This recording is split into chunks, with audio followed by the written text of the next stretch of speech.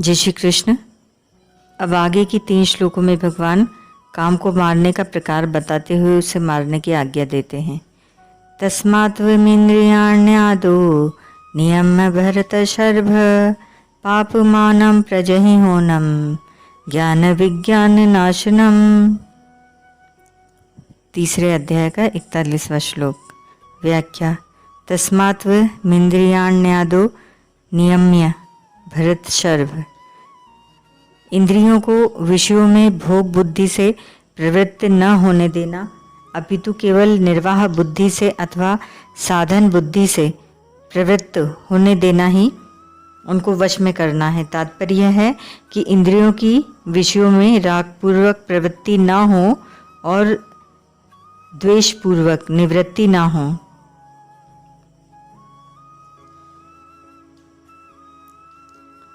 गीता 18वें अध्याय का 10वां श्लोक। राग पूर्वक प्रवृत्ति और द्वेष पूर्वक निवृत्ति होने से राग द्वेष पुष्ट हो जाते हैं और न चाहते हुए भी मनुष्य को पतन की ओर ले जाते हैं। इसीलिए प्रवृत्ति और निवृत्ति अथवा कर्तव्य और अकर्तव्य को जानने के लिए शास्त्र ही प्रमाण है। गीता 16वें अध्याय का 24वां श्लोक। शास्त्र के अनुसार कर्तव्य का पालन और अकर्तव्य का त्याग करने से इंद्रियां वश में हो जाती हैं। काम को मारने के लिए सबसे पहले इंद्रियों का नियमन करने के लिए कहने का कारण यह है कि जब तक मनुष्य इंद्रियों के वश में रहता है तब तक उसकी दृष्टि तत्व की ओर नहीं जाती, और तत्व की ओर दृष्टि गए बिना अर्थात तत्व का अनुभव हुए बिना काम का सर्वथा नाश नहीं होता। मनुष्य की प्रवृत्ति इंद्रियों से ही होती है, इसीलिए वह सबसे पहले इंद्रियों के विषयों में ही फंसता है, जिससे उसमें उन विषयों की कामना पैदा हो जाती है। कामना सहित कर्म करने से मनुष्य पूरी तरह इंद्रियों के वश में हो जाता है और उससे उसका पतन हो जाता है। परंतु जो मनुष्य इंद्रियों को वश में करके निष्काम भावपूर्वक कर्तव्य कर्म करता है उसका शीघ्र ही उद्धार हो जाता है। एनम ज्ञान विज्ञान नाशनम। ज्ञान पद का अर्थ शास्त्रीय ज्ञान भी लिया जाता है, जिसे ब्राह्मण के स्वाभाविक कर्मों के अंतर्गत ज्ञानम पद शास्त्रीय ज्ञान के लिए ही आया है। गीता 18वें अध्याय का 42वां श्लोक। परंतु यहाँ प्रसंग के अनुसार ज्ञान का अर्थ विवेक, कर्तव्य अकर्तव्य को अलग अलग जानना लेना ही उचित प्रतीत होता है। विज्ञान पद का अर्थ विशेष ज्ञान अर्थात तत्व ज्ञान, अनुभव ज्ञान, असली ज्ञान या बोध है। विवेक और तत्व ज्ञान दोनों ही स्वतः सिद्ध है। तत्व ज्ञान का अनुभव तो सबको नहीं है, पर विवेक का अनुभव सभी को है। मनुष्य में यह विवेक विशेष रूप से है। अर्जुन के प्रश्न, मनुष्य न चाहता हुआ भी पाप क्यों करता है, में आए अनिच्छन्नपि पद से भी यही सिद्ध होता है कि मनुष्य में विवेक है और इस विवेक से ही वह पाप और पुण्य दोनों को जानता है और पाप नहीं करना चाहता। पाप न करने की इच्छा विवेक के बिना नहीं होती, परंतु यह काम उस विवेक को ढक देता है और उसको जागृत नहीं होने देता। विवेक जागृत होने से मनुष्य भविष्य पर अर्थात परिणाम पर दृष्टि रखकर ही सब कार्य करता है, परंतु कामना से विवेक ढक जाने के कारण परिणाम की ओर दृष्टि ही नहीं जाती। परिणाम की तरफ दृष्टि न जाने से ही वह पाप करता है। इस प्रकार जिसका अनुभव सबको है उस विवेक को भी जब यह काम जागृत नहीं होने देता, तब जिसका अनुभव सबको नहीं है उस तत्व ज्ञान को तो जागृत होने ही कैसे देगा। इसीलिए यहाँ काम को ज्ञान, विवेक और विज्ञान बोध दोनों का नाश करने वाला बताया गया है। वास्तव में यह काम, ज्ञान और विज्ञान का नाश अभाव नहीं करता, प्रत्युत उन दोनों को ढक देता है, अर्थात प्रकट नहीं होने देता। उन्हें ढक देने को ही यहाँ उनका नाश करना कहा गया है, कारण कि ज्ञान विज्ञान का कभी नाश होता ही नहीं। नाश तो वास्तव में काम का ही होता है।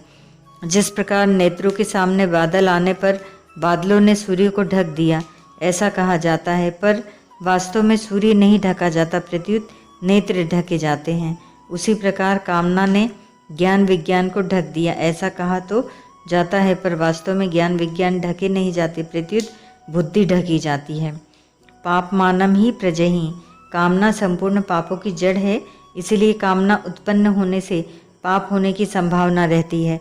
आगे चलकर कामना मनुष्य के विवेक को ढककर उसे अंधा बना देती है, जिससे उसे पाप पुण्य का ज्ञान ही नहीं रहता, वह पापों में ही लग जाता है। इससे उसका महान पतन हो जाता है।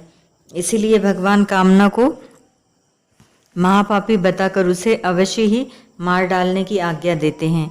गृहस्थ जीवन ठीक नहीं, साधु हो जाए, एकांत में चले जाए, ऐसा विचार करके मनुष्य कार्य को तो बदलना चाहता है, पर कारण कामना को नहीं छोड़ता, उसे छोड़ने का विचार ही नहीं करता।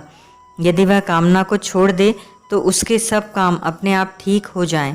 जब मनुष्य जीने की कामना तथा अन्य कामनाओं को रखते हुए मरता है, तब वे कामनाएं उसके अगले जन्म का कारण बन जाती हैं। तात्पर्य यह है कि जब तक मनुष्य में कामना रहती है, तब तक वह जन्म मरण रूप बंधन में पड़ा रहता है। इस प्रकार बांधने के सिवाय कामना और कुछ काम नहीं आती।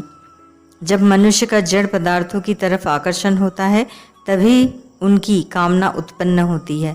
कामना उत्पन्न होते ही विवेक दृष्टि दब जाती है और इंद्रिय दृष्टि की प्रधानता हो जाती है। इंद्रियां मनुष्य को केवल शब्दादि विषयों के सुख भोग में ही लगाती हैं।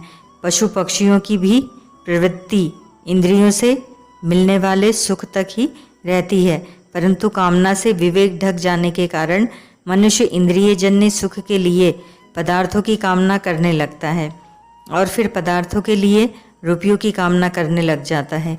इतना ही नहीं, उसकी दृष्टि रुपयों से भी हटकर रुपयों की गिनती संग्रह में हो जाती है।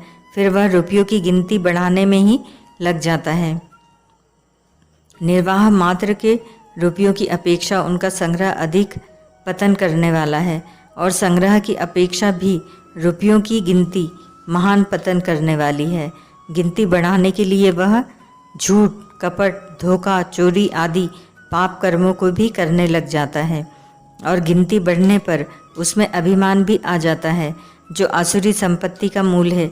इस प्रकार कामना के कारण मनुष्य महान पतन की ओर चला जाता है। इसीलिए भगवान इस महान पापी काम का अच्छी तरह नाश करने की आज्ञा देते हैं। ओम तत्सत।